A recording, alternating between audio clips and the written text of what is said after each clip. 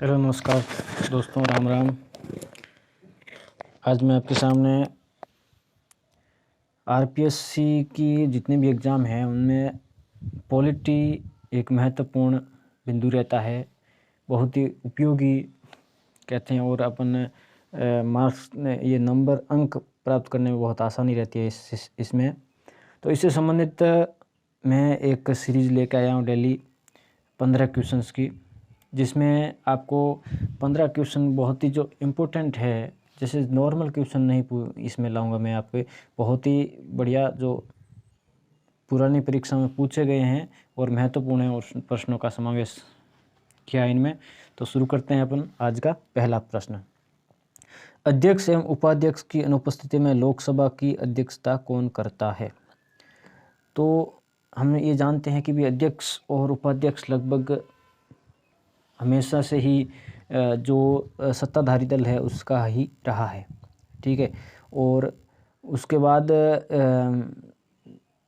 आगे एक दो वर्षों में उपाध्यक्ष मतलब आगे के जैसे 10 जितनी लोकसभा थी उसमें अध्यक्ष एवं उपाध्यक्ष एक ही दल का रहा था, जो सत्ताधारी दल था। लेकिन उससे आगे उपाध्यक्ष विपक्षी दल के नेता को बनाया जाने लगा। लेकिन यहाँ आप बात करते हैं कि इनकी अनुपस्थिति में तो विपक्ष का नेता ऐसा प्रावधान नहीं है। दूसरा है सदन का वरिष्ठतम सदस्य। तीसरी ऑप्शन है अध्यक्ष द्वारा निर्धारित 6 सदस्यीय पैनल का एक सदस्य। और चौथा है लोकसभा का महासचिव। तो इसमें आपके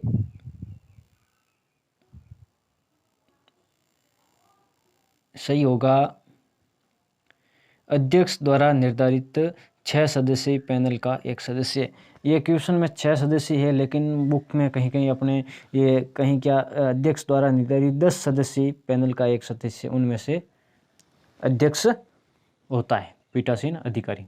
चलिए दूसरे क्वेश्चन पर चलते हैं। निम्नलिखित समितियों में से कौन सी समिति में संसद के दोनों सदस्यों के प्रतिनिधि होते हैं? तो इन चारों में से एक समिति ऐसी है जिसमें दोनों सदनों राज्यसभा एवं लोकसभा के प्रतिनिधि होंगे। तो पहली है कार्य मंत्रणा समिति, ए ऑप्शन। बी है लोक लेखा समिति। सी है नियम समिति। डी है अधीनस्थ विधान समिति।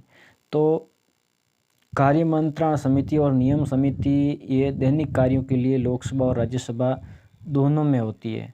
तो हम कह सकते हैं कि ये हमारे ऑप्शन में नहीं है, क्योंकि इसमें केवल उसी सदन के सदस्य होते हैं। तो हमारा इसका ऑप्शन होगा बी, राइट, लोक लेखा समिति सही होगा। चलिए इसके बाद अपन नेक्स्ट चलते हैं।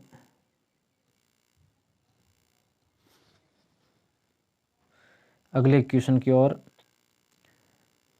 संसद के किसी भी सदन के सदस्य की अयोग्यता पर, 1 मिनट में आपको पीछे वाले प्रश्न में कुछ और बातें बता देता हूं कि जो ये लोक लेखा समिति होती है उसमें राज्यसभा एवं लोकसभा के दोनों की ही सदस्य सम्मिलित होते हैं। लोक लेखा समिति एक वित्तीय समिति है, ठीक है। वित्तीय समिति में भी हम देखते हैं 3 प्रकार की समितियां हैं, लोक लेखा, प्राक्कलन और सार्वजनिक उद्यम समिति। तो उसमें लोक लेखा समिति आती है और लोक लेखा समिति में कुल 22 सदस्य होते हैं। उनमें से 15 सदस्य लोकसभा से और 7 सदस्य राज्यसभा से होते हैं। तीसरा प्रश्न देखते हैं। संसद के किसी भी सदन के सदस्य की अयोग्यता पर निर्णय करने का अधिकार निहित है। कि किसी भी सदस्य के अयोग्य है ठहराया जाता है तो उसका निर्णय कौन करेगा? तो ए ऑप्शन है भारत के चुनाव आयोग में। बी है संसद के संबंधित सदन में। सी भारत के मुख्य न्यायाधीश में। डी चुनाव आयोग से सलाह के उपरांत भारत के राष्ट्रपति में। तो इसका सही उत्तर है आपके चुनाव आयोग से सलाह के उपरांत भारत के राष्ट्रपति में। तो ये तो अयोग्यता क्यों होगी अगर किसी संसद पर कोई क्राइम का आरोप लग जाए। लेकिन एक और होता है दल बदल के कारण। तो दल बदल के कारण अगर किसी मतलब सदस्य की अयोग्यता का निर्णय करना है तो उस सदन का पीठासीन अधिकारी करता है। क्वेश्चन नंबर चलते हैं 4 पे। निम्नलिखित में से कौन निर्णय लेता है कि कोई विधेयक धन विधेयक है? बहुत ही आसान प्रश्न है कि इसका निर्णय हमेशा लोकसभा का अध्यक्ष लेता है। धन विधेयक से संबंधित सारी शक्तियां लोकसभा को प्राप्त है, राज्यसभा को इसमें किसी प्रकार का इतना महत्व नहीं है। चलिए अगले 5वें क्वेश्चन पे चलते हैं। संघीय न्यायपालिका की शक्तियों से संबंधित संवैधानिक प्रावधानों में संशोधन किया जा सकता है। इसमें आप ध्यान से देखिएगा कि संघीय व्यवस्था में, संघीय व्यवस्था से तात्पर्य है अपने मतलब जिसमें संपूर्ण भारत को मान सकते हैं कि संघीय न्यायपालिका मतलब सुप्रीम कोर्ट, और चाहे सुप्रीम कोर्ट, संघीय न्यायपालिका की शक्तियों से संबंधित संवैधानिक प्रावधानों में संशोधन किया जा सकता है। तो संसद के सामान्य बहुमत द्वारा ये तो हो ही नहीं सकता, ये एक विशेष संशोधन है। तो इसका सही उत्तर होगा संसद के 2/3 बहुमत और राज्यों के बहुमत द्वारा। इसमें थोड़ा संक्षिप्त में आपको बता दूं, संवैधानिक संशोधन भारतीय संविधान के भाग 20 अनुच्छेद 368 के तहत किए जाते हैं। संवैधानिक संशोधनों को भी के लिए भी 3 प्रकार हैं। पहला प्रकार है मतलब साधारण बहुमत से हो जाए, दूसरा है विशेष बहुमत, संसद के विशेष बहुमत द्वारा, और तीसरा है संसद के विशेष बहुमत प्लस भारत में जितने राज्य हैं उन राज्यों के बहुमत द्वारा। ठीक है, मतलब राज्यों में बहुमत होना चाहिए, ज़्यादा राज्य उसके पक्ष में होने चाहिए। ठीक है, तो चलिए आगे के क्वेश्चन की ओर चलते हैं। क्वेश्चन नंबर 6 अपना है, लोकसभा के महासचिव की नियुक्ति कौन करता है? ये 1 लाइनर है और इसका आंसर होगा लोकसभा का अध्यक्ष। ठीक है, लोकसभा में सचिवालय होता है और उसका जो मुखिया होता है वो महासचिव होता है और उसकी नियुक्ति लोकसभा अध्यक्ष द्वारा की जाती है। जैसे हमारे एक स्टेट राज्य का भी देखते हैं तो उसका भी एक मुख्य सचिव होता है, उसी प्रकार महासचिव इस लोकसभा का होगा। 7वां प्रश्न, संसद के दोनों सदनों की संयुक्त बैठक के लिए निर्दिष्ट विधेयक पारित किया जाता है। तात्पर्य है कि संसद के दोनों सदनों की संयुक्त बैठक के लिए, मतलब संयुक्त बैठक में किसी भी विधेयक को किस प्रकार के मतों के द्वारा पारित किया जाता है, तो इसमें इसका उत्तर होगा सामान्य बहुमत द्वारा। और साथ ही मैं ये बता दूं कि इसमें जो कौन कौन से विधेयक लाए जा सकते हैं, जैसे संविधान संशोधन से संबंधित विधेयक है, धन विधेयक से संबंधित विधेयक है, तो वो इसके द्वारा पास नहीं किए जाते हैं। केवल साधारण विधेयक या वित्त विधेयक ही पास किए जाते हैं, क्योंकि संयुक्त बैठक में दबदबा किसका होगा? लोकसभा का, और लोकसभा का दबदबा होगा तो वो इसमें फिर उस लोकसभा की मोनोपोली चलेगी। इसलिए इसमें केवल साधारण विधेयक और वित्त विधेयक से संबंधित विधेयकों को पास किया जाता है, जबकि धन विधेयक और संविधान संशोधन से संबंधित विधेयक संयुक्त बैठक के द्वारा पारित नहीं किए जाते। 8वां प्रश्न देखते हैं, राज्यसभा को अनन्य अधिकार प्राप्त है। तो इसमें आप ऑप्शन देखिए, आपातकाल की घोषणा की पुष्टि के विषय में, नए राज्यों के सृजन में, उपराष्ट्रपति के निर्वाचन में, राज्य सूची में उल्लिखित विषयों पर संसद को विधि निर्माण हेतु अधिकृत करने में।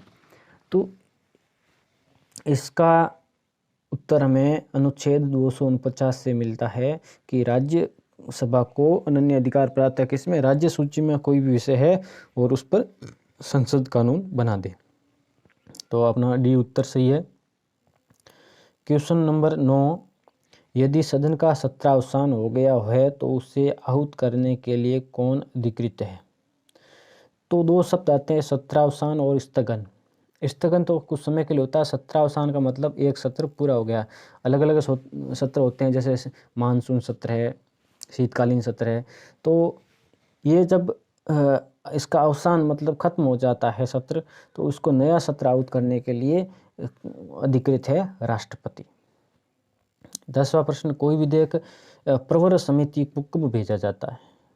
तो प्रवर समिति में भेजने के लिए जो कोई भी विधेयक है जो लोकसभा या राज्यसभा में प्रस्तुत करने के बाद भेजा जाता है प्रवर समिति में। तो इसका सही उत्तर है ए, प्रस्तुति के बाद। 11वां प्रश्न है, सीधा है, ये फैक्ट है। प्रत्येक सदन में एक विधि समिति होती है। लोकसभा में विधि समिति के सदस्यों में निम्नलिखित सम्मिलित हैं। जैसा कि हमारे पीछे देखा था नियम समिति, ये दैनिक कार्यों के लिए होती है समितियां। विधि समिति है, नियम समिति है, कार्य मंत्रणा समिति है।